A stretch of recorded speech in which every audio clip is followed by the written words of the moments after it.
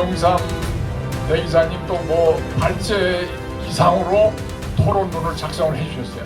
일단은 차례차례로 세 분 토론문을 듣고 그다음 토론문 들으시면서 또 여기 발제자분한테 질문하셔도 좋고, 그런데 나중에 종합적으로 하고 그동안에 청중에서 질문이 있거나 또 말씀하실 게 있으면 요지를 써서 사회자한테 주면 제가 마지막 정리를 하는 걸로 하겠습니다. 우선 김용삼 대기자님, 제가 평소에 그 최근에 저 박정희 아카데미를 또 저 무료로 이 강의를 하셔가지고 제가 몇 달을 열심히 다녔는데, 정말 알려지지 않은 여러 가지 박정희 대통령의 업적에 대해서 산업화, 근대화, 그리고 정치의 선진화, 이런 모든 것에 대해서 깊은 감명을 받고 제가 공부를 많이 했습니다. 감사드리고, 또 오정환 대표님 지난번에 저 오이 박사 200회 집회 기념 세미나에 오셨는데 또 다시 모셨고, 권순도 감독님 이제 이번에 또 영화를 곧 또 개봉을 하시는데 타이밍이 아주 잘 된 것 같습니다. 오늘 충분히 그런 면에 대해서 소개해 주시고 토론해 주시기 바랍니다. 우선 김용삼 대기자님 모시겠습니다. 박수로 환영해 주십시오.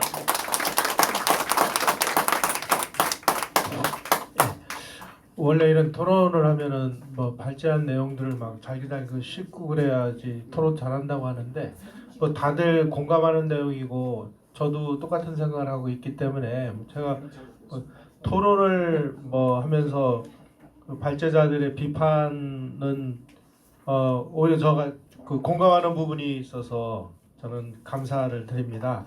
사실 오늘 발제한 내용에 나오는 등장인물들 중에 상당수가 제가 현장 기자로 활동하던 시절에 제가 다 한 번씩 두들겨 팼던 그런 사람들이기도 합니다. 뭐 예를 들면 뭐 의식화의 은사라고 하는 리영희 교수, 그 리영희 교수라는 사람을 제가 언제 그 정식으로 아주 기사로 문제를 삼았냐면 1994년 4월이었습니다. 잊어먹지도 않습니다.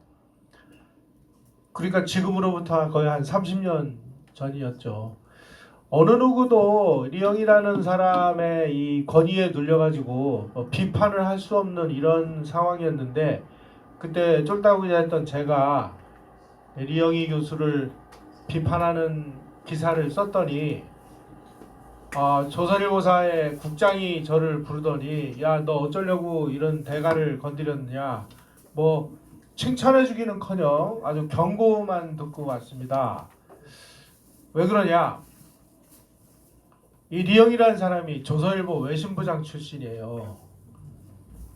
그래서 아주 뭐 복잡합니다, 이 상황이라는 게.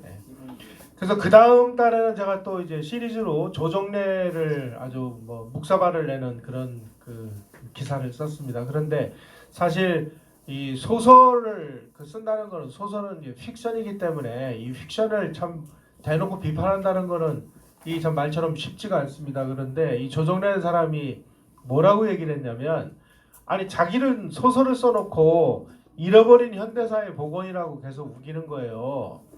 그래서 야, 잃어버린 현대사의 복원이면은 사실관계가 어떻게 되느냐, 이걸 알아보기 위해서 저 보성, 벌교, 유로 내려가서 조정래한테 그 당시 상황을 증언했던 사람들을 찾아내서 얘기를 들어보니까 그 동네 사람들이 얘기해 주는 거를 180도로 뒤집어서 써가지고 쓴 내용이 태백산맥이라는 그런 소설이었습니다. 그래서 제가 조정래 씨를 찾아가서, 아니 당신 말이야, 그 뭐 내가 거기 당신한테 증언한 사람들 얘기 들어보니까 증언한 사람들 얘기를 180도로 뒤집어서 썼다는데 이게 무슨 역사냐? 그러니까 지금이라도 이건 역사가 아니라 이건 하나의 픽션이다. 소설이니까, 아니 뭐 소설 그냥 뭐 즐기면 되는 거지, 뭐 이걸 가지고 뭐 정색을 하고 비판하느냐.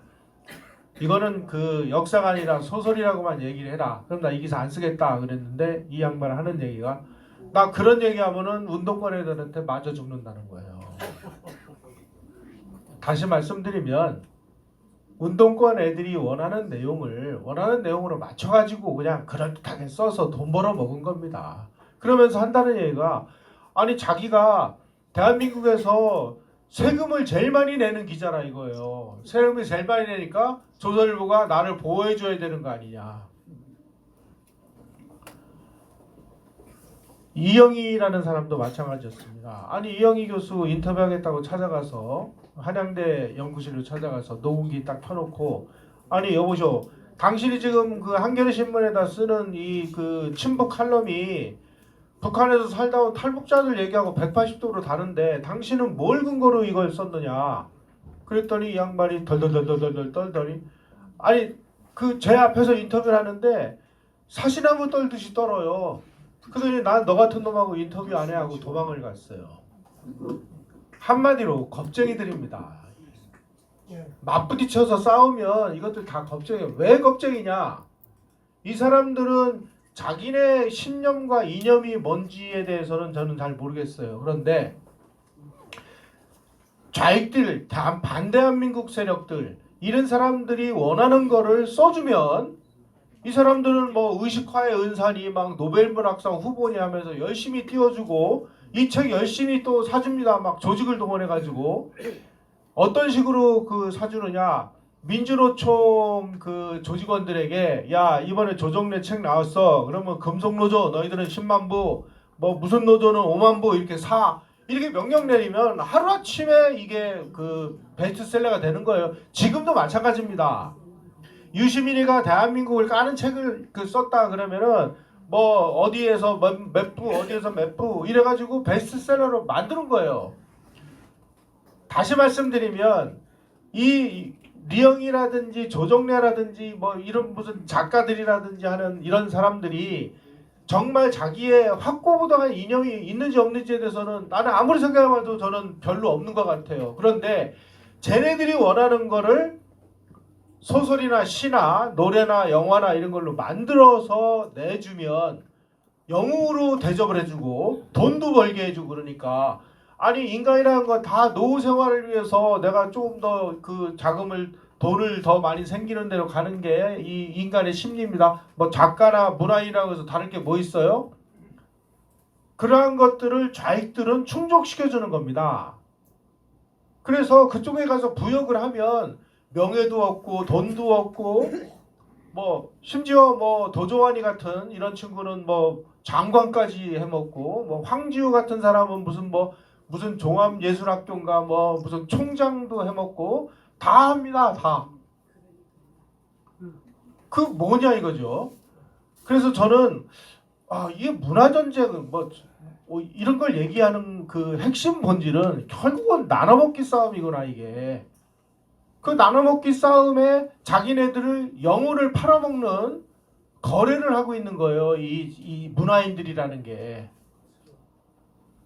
이 문화인들이라는 게 저는 뭐 이 사람들이 무슨 마르크스 레닌 책이라든지 뭐 주체사상 책을 읽고 거기에 막 뭐 진짜 확고부동한 이념을 가지고 있는 줄 알았는데 맞부딪혀서 난타전을 벌이면서 보니까 무슨 개뿔 아무것도 없습니다. 그쪽에 가서 줄 서면 돈이 생기고 명예가 생기고 자리가 생기니까 가는 거예요. 역으로 생각하면 그러면 우파들은 왜 졌느냐? 그런 거 안 해줬으니까 진 겁니다. 예.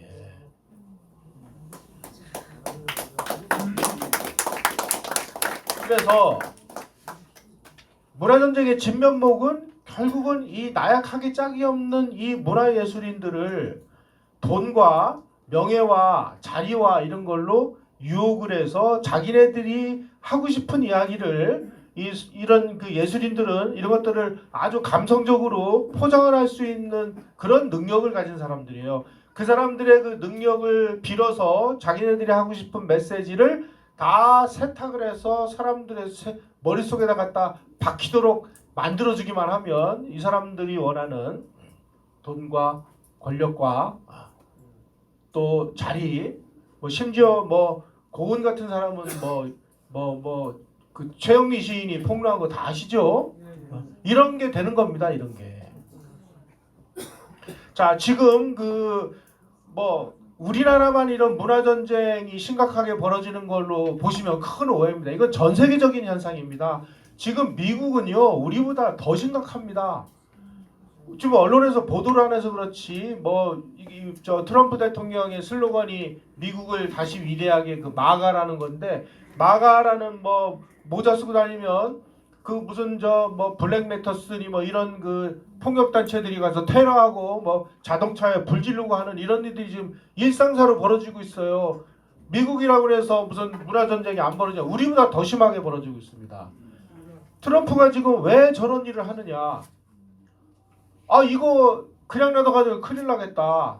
그래서 칼배 들고 지금 싸우는 거예요. 싸우는데 뭐 어떤 방식으로 싸우느냐? 지금 그 자기가 그 일기 정부 때 해보니까 이게 무슨 뭐 국회의원들뿐만이 아니라 지금 행정부 안에 있는 이 소위 말하는 이 좌파 추종 세력이 너무 막강한 거예요.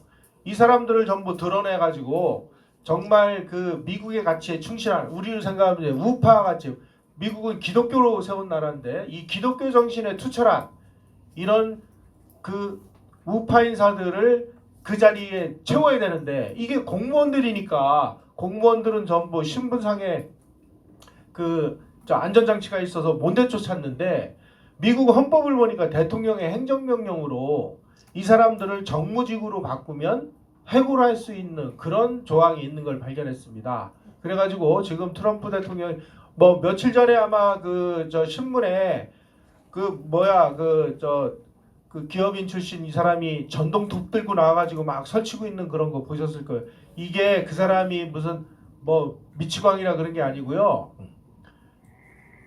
행정부에 있는 좌파들 이 전동톱으로 다 잘라버리듯이 다 내쫓겠다. 그게 스케줄 F라는 겁니다. 그래서 내쫓은 자리를 정말 이 그 보수 우파 가치, 기독교적인 가치로 아주 충실하게 무장되어 있는 사람을 갖다가 심는 작업을 지금 하고 있습니다. 우리가 이런 거를 그 보면 답은 저는 간단하게 나온다고 봐요. 이게 뭐 시간이 너무 없어서 결론을 먼저 말씀을 드리겠습니다. 우리가 막 이게 문제는 다 알아요. 문제는 다 알고 뭐 이런 게 문제고 저런 게 문제고 뭐 맨날 문제가 뭐다라는 타령만 하고 있으면 어떡할 겁니까? 이거 나라가 망하게 생겼는데. 그러니까 우선 지금 우리가 여기서 뭔가를 하려면 미국식으로 지금 효과를 내고 있고 성과를 내고 있는 걸 우리가 그냥 그 따라하면 되는 거예요. 뭐 무식하면은 뭐 따라하면 되는 거죠. 우선 첫째로는 지금 이 그 트럼프 2기 정부가 하고 있는 이 프로젝트 2025라는 게 바로 이 미국의 보수우파 가치를 그 되살려서 미국을 부활시키자라고 하는 건데, 이 계획을 만들고 추진하고 하는 모든 작업을 헤리티지 재단이라는 곳에서 했습니다. 그래서 전략도 짜고 이 전략을 실행할 수 있는 사람까지 훈련을 시켜서 헤리티지 재단에 지금 트럼프 정부에다가 넣어주고 있어요. 다시 말씀드리면 우리도 전부 뭐 이제 공사나 되고 뭐 좌익 정부 되면은 전부 감옥 가거나 뭐 쫓겨나거나 뭐 프롤레타리아 독재를 체험하거나 그럴 테니까, 그런 식으로 해서 세금으로 돈 뺏길 바에야 그거 모아가지고 한국판 헤리티지 파운데이션을 우리도 빨리 만들어라. 두 번째로는 대통령에 당선되는 사람이 진짜 대한민국의 가치를 수호하려는 우파가 맞다면 2기 트럼프 정부처럼 검증되고 전투력 있는 우파 인사들을 좌빨들 다 내쫓고 갖다가 심어라. 셋째는 지금 대한민국의 이 국회의원들, 소위 말하는 총선의 장이 서면은 제일 높은 대우를 받는 것들이 누구냐면은 과거에 반국가 활동을 하다가 예를 들면 뭐 국가보안법 위반이라든지 노동법 위반이라든지 이런 걸 위반해 가지고 별을 단 전과자들을 양당 공이 아주 모셔가려고 경쟁이 벌어지고 있습니다. 이러한 반대한민국적인 활동을 하다가 이 유죄 판결을 받은 사람들에게는 절대 표를 주시면 안 됩니다. 이 사람들이 국회를 들어가서 국회의원이 되면은 뭐 이 여야를 막론하고 이 대한민국의 체제를 파괴하는 일에 앞장서고 있어요. 그래서 절대로 이런 반국가사범 출신의 이런 그 후보들에게 표를 안 주면 되는 겁니다. 네 번째로는 국민들도 제발 좀 공부를 하셔야 돼요.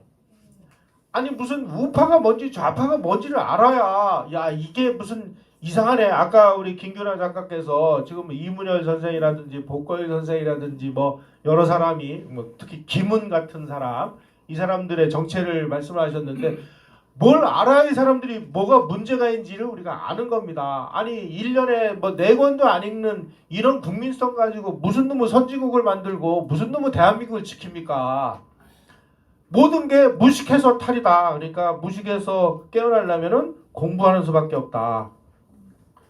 5번째는 진짜 문화전쟁에서 이기려면 지금 여기에 우리 조우석 그 평론가라든지 김규라 작가라든지 우리는 뭐 그 주동식 선생이라든지 뭐 책도 내고 뭐 많이 냅니다. 내면 뭐예요? 책이 안 팔리는데 다들 굶어 죽게 생겼는데 무슨 놈의 투쟁을 하냐고요. 이런 사람들이 진짜 무슨 뭐 좌빨들처럼 뭐 영웅으로 만들고 이런 거는 말하지 않지만 라면에도 먹으면서 싸울 수 있도록 제발 이분들이 낸 책 좀 사주세요. 문화전쟁은 역사전쟁이고 체제전쟁입니다. 이 모든 전쟁은 뭘로 귀결되느냐? 결국 권력을 누가 차지할 것이냐의 정치전쟁으로 귀결될 수밖에 없습니다.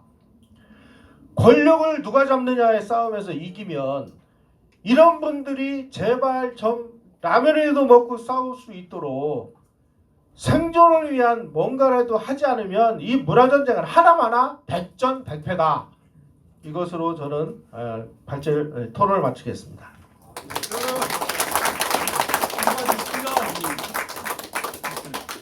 강한 임팩트를 주는 토론을 하셨습니다. 감사합니다. 항상 김영삼 대기자님 존경합니다. 예, 다음은 오정환 공정언론 국민연대 운영위원님, 전 MBC 보도본부장, 전 MBC 제3노조위원장 하셨습니다. 고견 듣겠습니다. 예, 감사합니다. 앞에서 그 세 분이 발제하신 걸 들으면서 저 역시 우리 사회 각 분야에 이 좌파 세력들이 얼마나 광범위하고 공고하게 들어서 있는지 새삼 놀랍고 두려운 마음이 들었습니다. 조우석 평론가께서는 좌파의 핵심 진지가 문화, 교육, 언론이라고 하셨고 주동식 대표께서는 우파가 패한 대표적인 상징의 영역이 정치, 문화, 언론이라고 말씀하셨습니다. 불행히도 언론이 좌파 권력의 근거지라는 데는 그 이론의 여지가 없는 것 같습니다. 그렇다면 민주주의의 기둥이라고 불리던 언론이 어떻게 자유민주주의를 파괴하는 좌파의 몽둥이가 됐을까요? 그 MBC의 예를 간단히 보겠습니다. 1987년에 MBC의 노동조합이 생기고 그 직후부터 사장 4명을 모조리 쫓아냅니다. 그러면서 사내에 이제 권력을 확대해 가죠. 그리고 노무현 정권 때 한번 노조 간부들이 경영진이 대거 들어왔다가 밀려나고 다시 문재인 정부 때 그때는 이제 완전히 그 언론 노조가 회사를 장악을 했습니다. 그런데 이렇게 이제 MBC에서 언론 노조가 점점 세력을 펼쳐가고 결국엔 회사를 집어삼키게 된 때는 노조는 공정 보도와 언론 독립을 지키는 정의로운 존재이고 사측은 정권의 비호를 받는 어용이라는 프레임에 우파가 계속 밀렸기 때문입니다. 그런데 나중에 언론 노조가 MBC를 완전히 장악하고 나서 그 민낯이 들어간 걸 보니까 언론 노조야말로 언론을 정치에 종속시키는 존재라는 것을 이제는 깨닫게 되었죠. 2017년 MBC 언론노조 파업 때 그 언론노조 조합원들이 이렇게 토론했다는 기록을 봤다고 최민희 민주당 의원이 이야기합니다. 그 언론노조원들 얘기입니다. 이제 불평부당 중립 취하지 않겠다. 진실과 정의, 객관 보도의 늪에 빠져 헤매지 말고 진짜 정론을 하겠다. 최민희 이야기는 이런 이야기들이 나온 걸 봤어요. 저는 그걸 지키기를 기대하는 겁니다. 최민희의 소원대로 MBC는 정말 진실과 정의를 짓밟는 편파 보도를 날이 갈수록 더 심하게 저지르고 있습니다. 그리고 이제 MBC는 민주당이 정권을 장악하고 유지하는데 가장 중요한 선전선동 도구입니다. 그래서 아마 민주당은 다른 건 양보해도 MBC 없이 선거를 치르려고 하지는 않을 겁니다. 이번 정권 들어서도 윤석열 정부에서 여러 차례 노력했습니다만 그 MBC의 정상화, 그 언론의 공적성 회복을 정부의 인사권만 가지고는 도저히 할 수 없는 상황이 되어버렸습니다. 결국 그것은 국민의 의지 그리고 또 안에서는 우파 언론인들이 얼마나 단결하고 희생할 수 있느냐에 따른 것 같거든요. 그 조금 전에 이제 김영삼 그 제가 다닌 이승만 학당 은사님이신데 교수님께서 이제 말씀하시기를 좌파는 진영에 대한 충성에 따라서 돈과 권력을 배분한다고 하셨습니다. 이건 정말 우파가 본받아야 할 것 같습니다. 이런 유명한 말이 있죠. 좌파는 동지를 챙기고 우파는 동문을 챙긴다고 그럽니다. 이번 정부도 처음에는 좀 안 그런 것 같더니 시간이 지날수록 점점 그런 경향이 심해지는 걸 피부로 느낍니다. 물론 그 언론계의 몇몇 안 되는 소수인 우파 그 언론인들이 뭘 바라고 뭘 얻으려고 투쟁하는 건 아닙니다. 안 줘도 해요. 아무것도 안 줘도 계속 싸울 겁니다. 다만 그렇게 싸워가지고는 못 이긴다는 말씀을 드리고 싶습니다. 그 앞으로 이제 윤석열 대통령이 업무에 복귀하고 국정이 정상화되면은 그런 상황을 좀 개선할 수 있도록 우파 진영 전체가 노력을 해야겠습니다. 그리고 또 하나 과제는 2030 젊은 세대들의 역량 결집입니다. 청년들이 그 자유우파 성향을 띠는 것이 그 모든 현장에서 실체로 드러나고 있습니다. 그들이 왜 그 노인들이 계시던 태극기 이른바 태극기 집회에 나타나는지에 대해서는 여러 가지 원인이 있습니다만 아마 그게 4050 기성세대의 탐욕과 위선에 대한 반감인 거라고 저는 생각이 들거든요. 이제 근데 그 범우파가 그 젊은 세대들을 정치 자원으로 이용하려고 하지 말고 그들이 정말로 정치와 역사의 주역으로 떠오를 수 있도록 힘을 보태줘야 할 것 같습니다. 저는 대한민국 희망이 그들에게 있다고 생각합니다. 감사합니다. 아이고 짧고 핵심을 찔러주셨습니다. 역시 MBC가 정상화돼야 대한민국 언론이 정상화되는 첫 출발이 된다고 생각합니다. 예, 마지막이지만 덜 중요하다는 뜻이 아닙니다. 그 권순도 영화 감독님 요즘 아주 그 백선엽 장군 승리의 시작도 만들고 매우 노력을 많이 하고 계신데 우파 영화의 어떤 중심이 돼서 앞으로 그 국민들 심성을 확 바꾸기를 기대하겠습니다. 자, 네, 감사합니다. 안녕하십니까, 권순도 감독입니다. 네, 앞서 이렇게 발표해주신 분들께서 너무 발표를 잘 해주셔서 제가 일방적으로 많이 배웠습니다. 배워서 뭐 토를 날 그런 내용은 없고 저는 이 제작 일선에서 뭐 겪는 이런 내용을 위주로 이렇게 좀 토론문을 써봤습니다. 그 신 대표님께서 저한테 전화를 주셔가지고 저를 섭외하실 때 그냥 가벼운 마음으로 와도 된다고 하셔가지고 뭐 A4 한두 장만 뭐 이렇게 써도 된다 이렇게 하셨는데 제가 이것도 안 썼으면 큰일 날 뻔했습니다.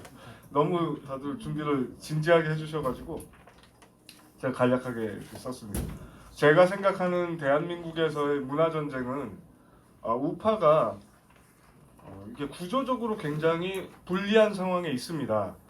그 이유는 이제 얼마 전에 제가 백선엽 장군님 영화 만들면서 권영애 장관님을 뵀었는데 그분이 그 이유를 너무 간단하게 설명을 해주신 것 같아요. 그분 말씀이 우리나라가 이렇게 문화가 좌파 성향이 된 게 우리 그런 안보 교육 이런 기성세대들이 안보 교육 이런 거를 안 한 탓이 맞다. 그 기성세대한테 그 탓이 있다고 말씀하시면서 그분 말씀이 우리 세대는 우리나라가 경제 발전만 하면 그냥 자연스럽게 좌파 문화는 없어질 것이다 이렇게 생각을 하셨대요. 그 말씀 들으니까 진짜 그래서 좀 우파가 좀 이런 뭐 문화 전쟁이나 이런 데 조금 소홀하지 않았나 이런 생각이 들고 제가 이 토론문에는 쓰진 않았지만 또 우파가 절대적으로 불리한 이유가 뭐냐면 저도 그런 생각을 했어요. 왜 우파는 이런 뭐 역사 교육 이런 문화 전쟁에서 이렇게 좀 비중을 안 두고 신경을 안 쓰지? 이렇게 저도 우파가 이렇게 한심한가 저도 생각을 해봤었는데 제가 내린 그 결론 중에 하나는 우파는 할 일이 너무 많습니다. 우파 할 일이 굉장히 많아요. 그래서 뭐 경제 발전도 해야 되지, 외교도 정상적으로 해야 되지, 뭐 국방도 정상적으로 해야 되지, 할 일이 굉장히 많아요. 건설적으로 막 이렇게 잘 하려다 보니까. 근데 좌파는 딱 하나만 하면 됩니다. 그냥 반대하고 뒤집으면 됩니다. 그러니까 구조적으로 싸우는데 굉장히 우리는 할 게 많은데, 우리는 막 할 것도 많고 방어할 것도 많은데 저쪽은 그냥 다짜고짜 뒤집기만 하면 됩니다. 그래서 이게 구조적으로 굉장히 또 어렵구나. 그리고 이 우파가 다뤄야 할 내용들이 또 제가 요 뒤에 뭐 이 토론문에 제가 무궁무진한 소재 이렇게 썼지만 이게 달리 말하면은 이만큼 우파가 마주하고 있는 문제가 너무 많다는 거예요. 뭐 6.25 전쟁, 뭐 국군 포럼, 뭐 북한 인권 문제 이게 참 하나로 밀고 나가기가 어려운 그런 이제 소재들이 많아서 우파가 절대적으로 일단 이 시작 자체가 좀 불리한 상황에서 시작을 한다 이렇게 제가 좀 생각을 해봤습니다. 그래서 제가 1, 2, 3, 4, 5번 이렇게 써봤는데 일단은 우리가 인내심을 가지고 장기 투자를 할 마음을 가지고 접근해야 될 것 같습니다. 이게 우파 뭐 컨텐츠 왜 이렇게 없어? 이게 답답하지만 좌파가 수십 년 동안 놓은 것처럼 우리도 지금이라도 이제 정신 차리고 좀 장기적으로 갈 생각을 해야지. 당장 뭐 안 나가고 뭐 우파권 왜 이래 이러면은 그것도 답이 없는 것 같습니다. 2번은 아까 그 선생님께서 말씀을 해주셨는데 그 좌파 문화에서 제가 참 저런 점은 우파에서 좀 영입해야겠다 이런 생각이 드는 게 바로 그 동지 의식입니다. 그러니까 동지 의식이 굉장히 전 무섭다고 봐요. 그러니까 우리가 중국을 봐도 처음에는 모택동이 약세였다가 나중엔 결국은 장개석을 물리치고 중국을 먹지 않습니까? 이거 뭐 제 이번에 백선엽 장군님 다큐에도 연결이 되는데 백선엽 장군님이 미군한테 그렇게 인정을 많이 받은 게 뭐냐면 미군이 한국에 오기 전에 일단 동양인 장군들을 믿질 않았어요. 능력을. 중국이 뺏긴 걸 보고 동양인 장군들은 무능하다 이 생각을 가지고 왔는데 백 장군님이 그거를 바꿔주신 겁니다. 뭐 영어도 좀 하시고 이렇게 잘 뭐 인솔도 하고 이렇게 해가지고 그러니까 이 좌파의 그런 그러니까 좀 살뜰히 챙기는 문화 이런 거는 좀 우리가 우파에서 좀 영입을 해야 되지 않나 이런 생각이 듭니다. 3번 내용은 2번 내용과 비슷합니다. 제가 이 영화를 만들고 보니까 예상치 못한 일들이 일어났는데 제가 뭐 이제 제주 4.3 영화도 만들고 이제 이승만 대통령 영화도 만들고 이렇게 했었는데 정말 재밌고 놀라운 점이 뭐냐면 이 영화를 만들고 나니까 다른 분들이 내가 이 영화 감독했어 이런 말씀을 하시는 분들이 없는데 그러니까 다 기여하신 부분들이 있잖아요. 뭐 어떤 분은 뭐 10만 원 내신 분도 있고 뭐 어떤 부분 더 내시고 뭐 그런 분들이 있는데 그분들이 밖에서 어떤 말씀을 하시냐면 내가 이 영화 제작자야 이렇게 말씀하시는 분들이 꽤 계시더라고요. 제작자. 네, 제가 깜짝 놀랐습니다. 아니 포스터 보면 뭐 제작 뭐 누구 써 있는데 감독이라 하기는 그렇고 뭔가 자기가 뭔가를 한 걸 내세우려다 보니까 이거 이 영화 제작했다 그러고 돌아다니시더라고요. 한두 분이 아니세요. 그래서 제가 아니 왜 그런 참 저도 몰랐던 그런 결과들이 나왔었습니다. 그리고 제가 4, 5번 6번까지 썼군요. 제가 4, 5, 6번은 좀 진실에 입각한 제작과 홍보를 하자. 최근에 이렇게 우파 컨텐츠들이 나왔는데 역사 왜곡을 막기 위해서 나왔다 이렇게 해놓고 홍보는 거짓말로 막 하더라고요. 뭐 이걸 내가 최초로 찾았다는 뭐 이런 걸 해서 뭐 여러 경로를 알려주니까 왜 음해하려고 그러냐 또 이렇게 뒤집어 씌우고 막 이런 일들도 있었거든요. 그래서 이런 거는 우리가 우파 컨텐츠라고 하면 좀 진실성 있고 이런 게 장점인데 홍보 부분에서 이렇게 가짜로 하다 보면 이게 다 훼손되지 않나 이런 생각을 해봤습니다. 또 무궁무진한 소재 우파 컨텐츠 마음만 먹으면 정말 만들 게 저는 무궁무진하다고 생각합니다. 이제 제가 설명을 해놨고 그리고 6번 자 제작자들은 이제 우파에서 뭐 어느 정도 만들면 우파에서 알아서 소비해주겠지 이런 아니란 생각은 좀 버리고 좀 양질의 컨텐츠를 만들려고 많이 노력을 해야 될 것 같습니다. 저부터도 노력하겠습니다. 감사합니다. 네. 대단하십니다. 예, 권순도 감독님 아직 연부 역강하신데 앞으로 정말 열심히 더 하시고 저희 오파들이 많이 영화도 보고 또 제작에 참여한다는 게 돈 내는 겁니다. 기부도 좀 많이 하시고 해서 예, 우리가 진영이 좀 확대가 돼야 되지 않을까 생각합니다. 제가 이제 마무리를 해야 되는데요. 오늘 귀중한 발제자분들, 토론자분들 오신데 저희가 뭐 형편이 넉넉질 않아서 거마비도 충분히 못 드려서 죄송합니다. 이게 우리 애국단체를 하다 보니까 공부도 해야죠, 활동도 해야죠, 돈도 모아야죠. 뭐 정말 삼중고에 하면서 또 열심히 하고 있습니다. 그래서 뭐 아마 오늘 참여자분께서 이해해 주시리라고 믿고 저희로서는 최선을 다했는데 미흡하지만 이해를 해주시고 그 다음에 오늘 아마 그 책자가 좀 부족했던 것 같습니다. 부족한데 010-3345-5509 제 번호로 연락 주시면 제가 전체 책자 파일을 넣어드릴 테니까 너무 상실감에 가시지 마시고 저한테 부탁을 해주십시오.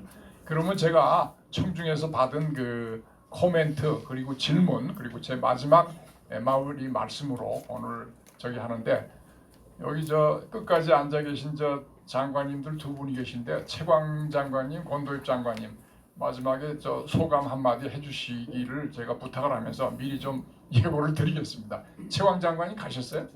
아 가셨어? 계시는 것 같은데? 여기 계시다가 저로 갔다. 다시 또 가셨구나. 그럼 뭐 하여간 권도입 장관님 한 말씀 좀 해주시고요. 자 그러면 제가 쭉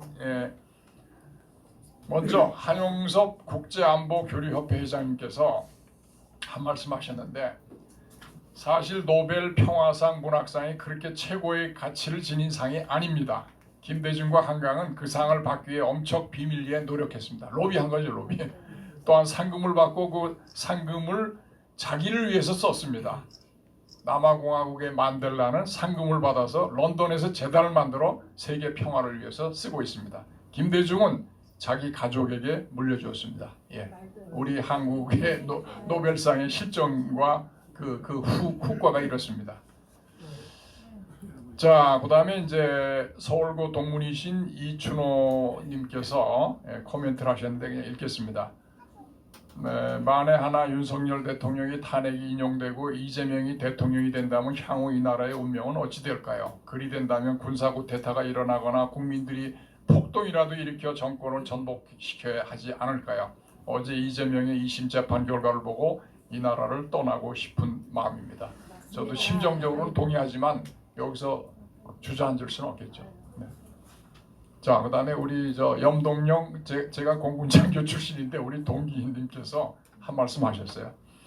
제가 하는 게 나을 겁니다. 그러세요? 그러면 짧게 해주세요. 짧게. 지금 시간이 없어요. 큰 목소리로 그냥 간단하게 해주세요. 부산에 왔는데 제가 국제정책 봤습니다. 우리 사회가 아까 발제 말씀드린 굉장히 무식합니다. 해가지고 오늘 주제가 문화인데 저기 문화가 뭐냐? 문화 여론 교육이라는 게 결국은 인간의 영혼을 다루는 겁니다. 보이지 않는 세계. 공산주의의 교조가 레닌인데 레닌이 어떻게 행을 선고했냐? 보이지 않는 걸 이겼어요. 그리고 그놈이 무슨 말했냐? 공산을 하려면 언어를 혼란시키라 그랬어요. 언어가 뭐냐? 사상을 담는 그릇입니다. 간단히 말해가 지금 우리가 문화전쟁 하는데 언어가 지금 정리가 안 돼 있어요. 하나의 얘가 오늘 또 그런 소리를 자꾸 하는데 보수다, 진보다 이런 용어를 쓰면 안 됩니다. 그런 거는 전통 정착이 없어요. 그러면 무식한 놈들이 국민을 선동하는 거예요. 전통 정착에는 체제를 보존하냐 반대하냐 개혁을 그렇게 부정하는 이걸 가지고 거기에 보수 컨저버티브 그 다음에 리버럴 그 다음에 이게 급전 반동 이렇게 하는 게 포리언 컴페리 폴리스의 정통 정착이에요. 그런데 우리나라는 무식하니까 좌익들의 선동이 나면 무조건 진보인데 아니 역사를 반동하고 인권을 탄압하고 시대 차적인 놈들 무슨 놈의 진보입니까? 진보가 아니고 이런 완전히 보수 반동 급전이에요. 한마디로 말하면 빨개입니다. 좌익. 그래서 오늘 문화전쟁에서는 어떻게 되냐 앞으로 그런 용어를 절대 쓰지 마시고 쓰신다면은 좌파, 우파. 우파는 뭐냐? 영어로 right. 옳다는 겁니다. 영어로 right가. 좌파는 left 뭐냐? 음 자체가 시니스트. 아주 불길하고 재수없는들 그런 짓을 안 들 놈들 좌파입니다. 그래서 정리하자면은 우리는 리버럴 자유애국 아까 그 자유통일당 당수하셨는데 아주 장면이 좋아요. 자유세력, 애국세력 이렇게 부르고 그것도 뭐하다면은 우파라 부르시고 그 다음에 좌파라 부르는 게 가치중립주의고 여기서 진보란 말은 절대 써서는 안 됩니다. 굳이 쓴다 하면 반동, 정치학에서 뭐라냐 그거를 레디컬 반동이라고 불려요. 그런데 우리도 레닌처럼 하려면 어디냐 정치 선동을 하려면 빨갱이라고 부르면 됩니다. 감사합니다. 빨개셔. 예, 감사합니다. 자, 감사합니다. 그 정도로 하시죠. 자, 여기 이제 질문도 나왔기 때문에 시간이 없어요. 자, 이제 제가 질의 내용이 있는데 임의로 여기 나와 계신 패널한테 배정을 했습니다. 제가 빠른 속도로. 첫째로 조우석 우리 평론가님께서 대한민국 문화전쟁의 바탕과 출발점에 대해서 간단히 말씀해 주시고 그 다음에 그 전군현 회장 최종대 회장님께서 우파가 문화전쟁에서 좌파에게 패배하는 이유를 세 가지만 든다면 이거 조우석 평론가님이 모아서 답변해 주시고 문화전쟁에서 좌파에게 패배하는 이유.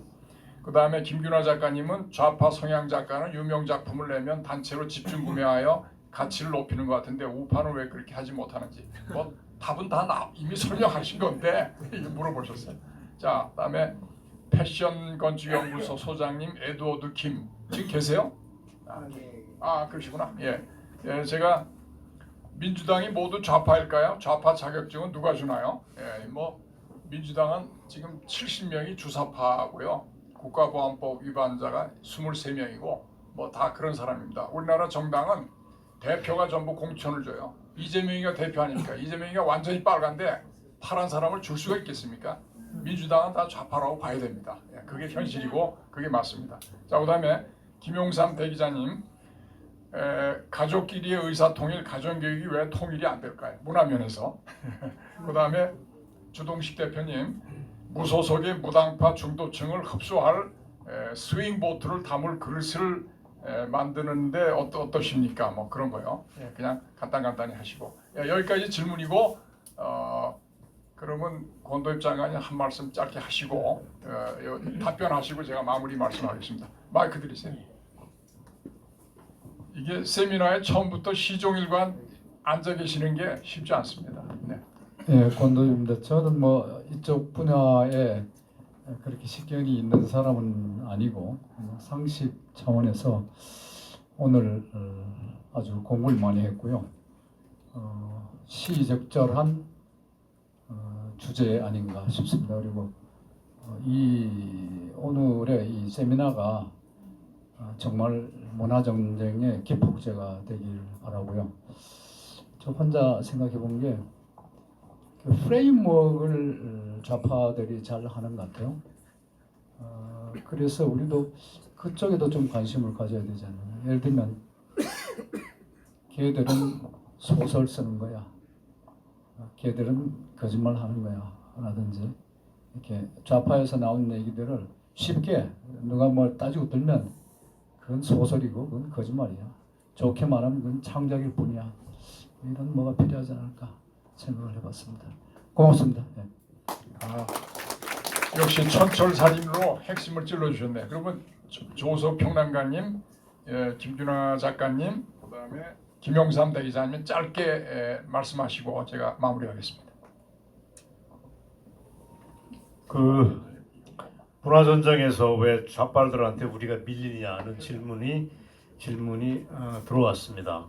지금 짧은 소견을 말씀드리면 우리가 좌빨들한테 밀리게 된 시작이 있습니다. 그게 전 1987년부터라고 봅니다.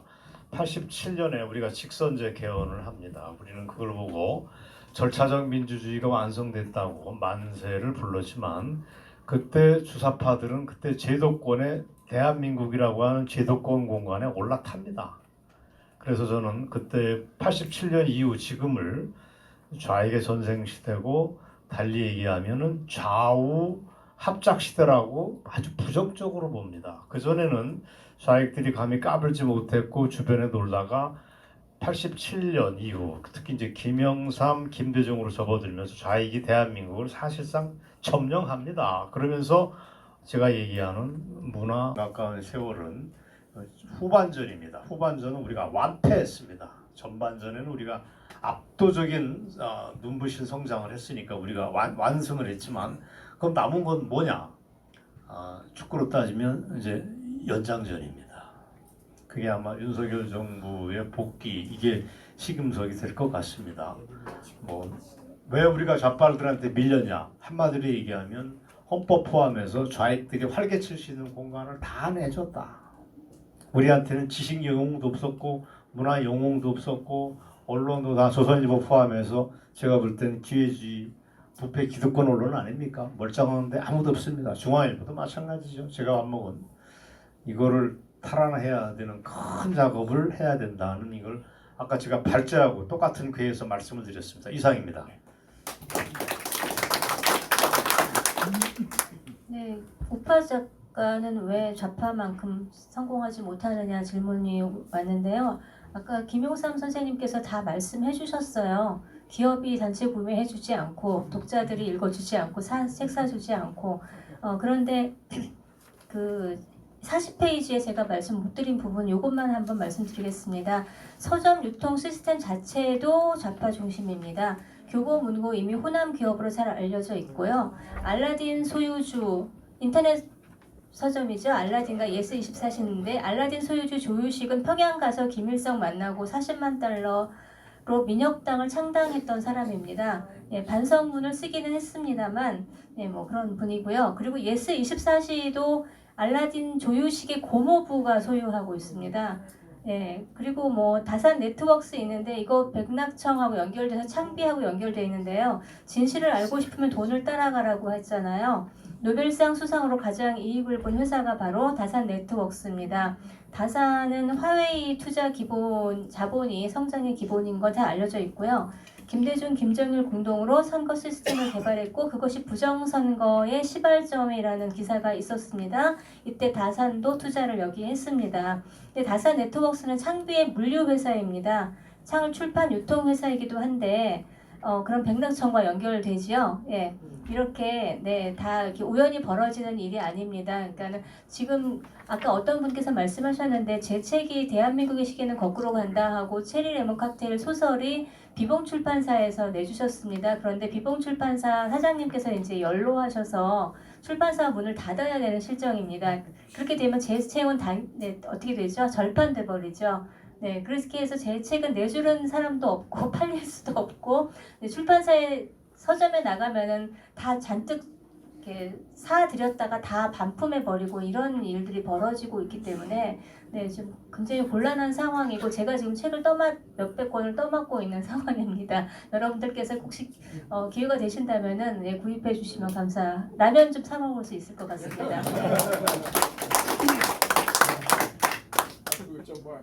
중도파, 무당파를 어떻게 해서 스윙 보트를 어떻게 좀 끌어모을 수 있느냐? 저는 이제 제가 우리나라 우파에 대해서 자주 하는 말이 있습니다. 우리나라 우파는 건국도 했고 산업화도 했습니다. 그런데 하지 않은 게 하나 있습니다. 정치는 한 적이 없습니다. 우파가 정치를 왜 안 했냐 정당도 있고 그러는데 그건 우파 정치는 청와대 국회 파견 업무에 가깝다고 생각을 하거든요. 실제 대중에 기반으로 된 정치를 한 적이 없습니다. 그 결과가 아까 방금 조우석 평론가님께서도 87체제 이야기를 하셨는데 우파가 지금 정치적으로 루저에 가깝습니다. 정치적 패배자라는 겁니다. 그 정치적 패배자는 정당성의 근거를 상실합니다. 그렇기 때문에 무슨 이야기를 해도 좌파는 무슨 표현이 거친데 죄송합니다. 좌파는 무슨 개지랄을 해도 다 용서받고 우파는 털끝만한 착오가 있어도 박살이 나는 이유가 정치적인 패배자이기 때문에 그렇거든요. 그리고 제가 또 우파에 대해서 하는 말이 하나 있습니다. 좌파는 조선시대 선비의 후예라면 정신적 후예죠. 우파는 조선시대 중인의 후예라고 제가 이야기를 합니다. 중인의 특징이 어떤 건가? 자기 분야 외에는 관심 없습니다. 저는 아까 중도파 어떻게 끌어들일 것이냐 이야기하셨는데 우파가 좀 더 정치적이 되어야 한다고 생각을 합니다. 그러지 않으면 못 이깁니다. 그 지금 오늘 문화 전쟁이 오늘 메인 이슈인데 저는 문화 여기 김근환 작가님 계신데 죄송합니다만은 아까 조우석 선생님도 말씀하셨습니다만 우리나라 지식인들 중에서도 문학 예술 언론인들은 특히 비겁합니다. 이 자들은 힘에 의해서 당겨가는 자들이거든요. 정치적으로 승리하면 좌파 문인들 100% 99.99% 우파로 전향할 거라고 생각합니다. 저는 정치에서 이기는 게 시급하고 이 문제에 대해 이 점에 고민이 집중돼야 한다고 생각합니다.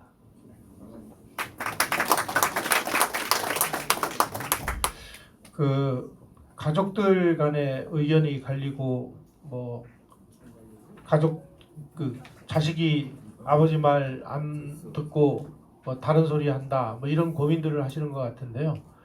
그거는 저는 부모님 잘못이라고 봅니다.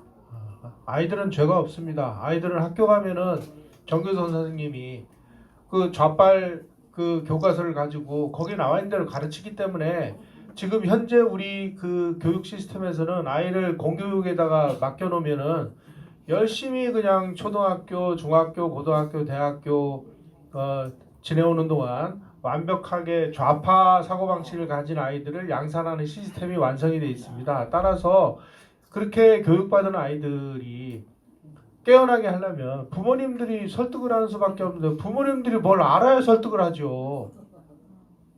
그래서 아이들 나무라지 마세요. 기성세대가 뭘 잘 알아야 자식 세대를 설득할 수 있는 논리와 가치관과 철학과 사고 방식을 가지고 있어야 아이들을 설득할 수 있고 아이들이 그 부모님들을 존경하고 따르는 거지. 아니 아버지가 개판치고 아버지가 무식한데 그 무식한 아버지의 그 말을 듣고 개과천선한 아이가 어디 있습니까? 남 탓하지 마세요. 이거 다 나의 탓이다. 내 탓이다. 내가 정말 더 많은 노력을 했느냐. 이런 걸 반성하는 자리가 돼야 진짜 문화전쟁을 앞으로 우리가 진짜 할 수 있을 것인지 여기서 그냥 패하고 그냥 집에 갈 것인지 이걸 고민할 때가 된 것입니다. 감사합니다. 한 말씀만 더 하시죠. 아까 그 중도랑 좌파를 어떻게 끌어들일 것이냐 거기에 대한 제가 아이디어가 있는데 뭐 잠깐 그냥 간략하게 설명드리면 결론부터 말씀드리면 분위기를 그쪽으로 몰아줘야 된다. 저는 그 예로 인민재판을 들고 싶습니다. 누굴 딱 하나 지명해갖고 이렇게 세운 다음에 미리 짠 사람들이 죽여야 됩니다. 죽여야 됩니다. 여름씩 그러면 반대 의견을 가지고 있더라도 조용히 있게 되잖아요. 그러니까 우리 문화 전쟁에서도 무슨 컨텐츠가 나오면 일단 우파부터 여기저기서 사격을 해줘야 됩니다. 해서 분위기를 이거 꼭 봐야 돼, 이거 꼭 읽어야 돼 이런 분위기를 만들어주면 그나마 좀 중도랑 좌파랑 조금 움직이지 않을까 그런 생각을 합니다. 감사합니다.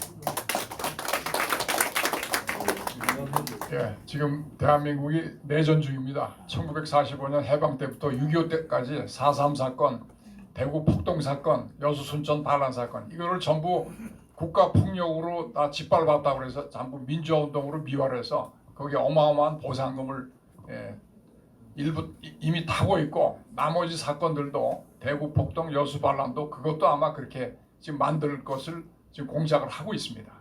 어제 여러분들 충격적인 사법부의 몰상식적이고 반인륜적인 그런 그 인간의 인식 자체를 부인하는 그런 판결을 받는데 사법부가 특정 정치사에 대해 하수인으로 전락을 했습니다. 울산 선거부정 사건도 다 솜방망이 처벌했죠. 북한 2명 보낸 것도 다 사법부가 완전히 지금 장악이 돼서 이게 대한민국의 자유민주주의 헌법을 민중민주주의를 읽고서 그렇게 지금 판단을 하고 있습니다. 그래서 우리가 문화투쟁을 해야 되는 이유는 바로 어제 같은 사건이 다시 되지 않도록 우리가 결심을 단단히 해야 된다는 거죠. 좌파가 문화를 지금 지배하고 있습니다. 사상, 이념, 역사, 영화, 문학, 언론 모든 분야에 걸쳐서 우리는 막 95대5 정도나 될까요? 막 그런 건데 여러분들 태백산맥 기생충 영화 보셨죠? 기생충이 왜 영화입니까? 가난한 사람들이 부잣집에 가서 다 모든 것을 파괴하고 죽이고 하지 않습니까? 그게 공산주의 혁명에 프롤레타리 혁명을 그린 게 기생충 영화입니다. 이게 국민 정신을 종먹고 비정상, 왜곡, 불공정, 부도덕을 그냥 사회에 만연시키고 그걸로 자기들은 산업화를 그걸로 먹거리를 삼아서 국민 세금을 다 뜯어가고 있는 상황입니다. 한마디로 우리는 우파는 억울한데 이승만 박정희 대통령이 건국과 근대화 산업화를 다 일으켜서 대한민국을 위대한 나라로 만들었는데 이 위대한 나라를 전부 소위 가짜 민주화 세력들이 자기들이 했다고 전부 하고 전부 이승만 박정희는 부정하고 우리는 안방에서 완전히 쫓겨나가지고 지금 민주화 세력이 안방 차지하고 대한민국의 주인으로 행사를 하고 있는 그런 형국이 됐습니다. 더군다나 최근에 중국이 말이죠. 뭐 경찰에 스며들질 않나 헌재에 재판 연구관들에 스며들질 않나 곳곳에 스며들어서 급속히 지금 중국의 속국으로 전락할 수 있는 그런 위험에 지금 처해 있습니다. 대한민국 우파들이 분연히 결기하지 않으면은 이 흐름을 막을 수가 없습니다. 암세포처럼 번진 세력을 제거하지 않으면 대한민국은 망합니다.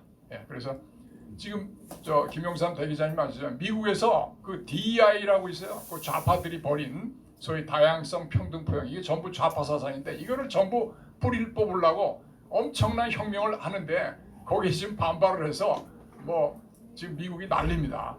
국제적으로도 뭐 그렇지만은 어쨌든 제가 많은 말씀 안 드리겠지만 공산주의는 자유민주주의가 포용한다는 약점을 이용해서 전부 그냥 공격을 하는데 우리는 공산주의를 포용을 하고 다양성이라는 이름으로 이제까지 왔기 때문에 허물어진 거거든요. 그래서 오늘을 기회로 오늘이 그게 아니라 문화전쟁을 선포하면서 우리 우파가 자유와 인권과 법치를 갖다 확립하기 위해서 지속적이고 집요하고 장기적인 노력과 투쟁을 전개해야 된다. 이런 말씀을 드리면서 오늘 시정일관 끝까지 자리를 지켜주시고 모든 세미나에 참여해 주신 모든 여러분들이 오늘의 세미나의 주인이라고 생각합니다. 감사합니다.